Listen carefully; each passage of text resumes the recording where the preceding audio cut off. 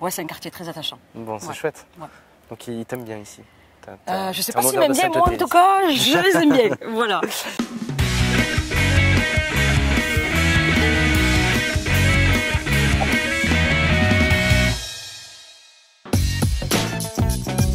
Plutôt matin. Moi, maman de jeunes enfants, femme plutôt active, je dois être du matin au soir, disponible. J'aime bien le pruneau chaud qui est une belle vitrine, je trouve, de la ville d'Agen.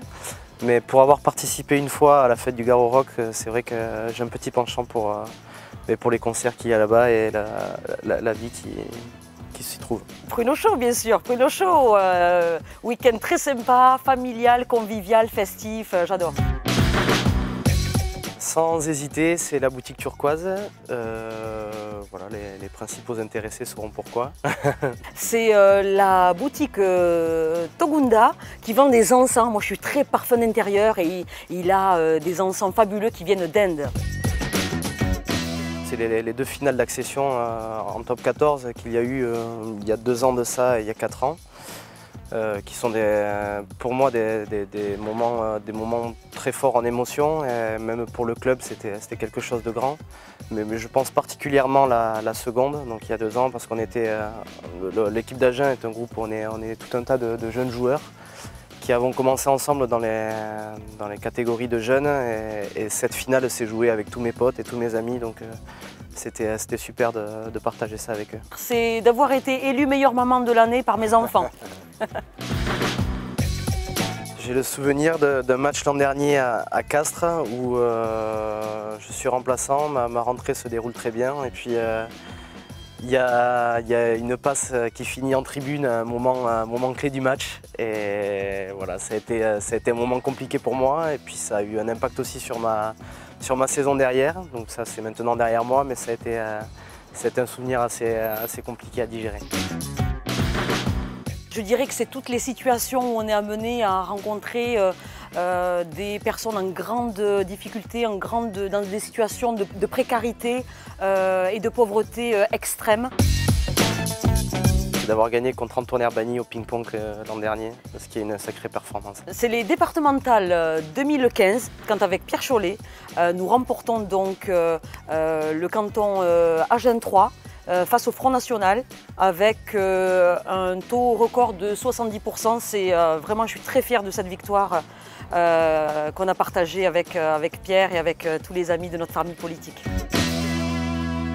J'ai la même appréhension avant tous les matchs et tous les adversaires sont à prendre au sérieux, donc on appréhende et on prépare les matchs toujours de la même façon. Il n'y a pas un adversaire en particulier qui me fait peur, mais si ce n'est un peu tous, parce que voilà, c'est important de préparer tous les matchs de la même façon. Je ne sous-estime ni ne redoute personne, mais s'il vous faut une réponse, je dirais quand même que c'est tous ceux qui estiment que je ne suis pas à ma place.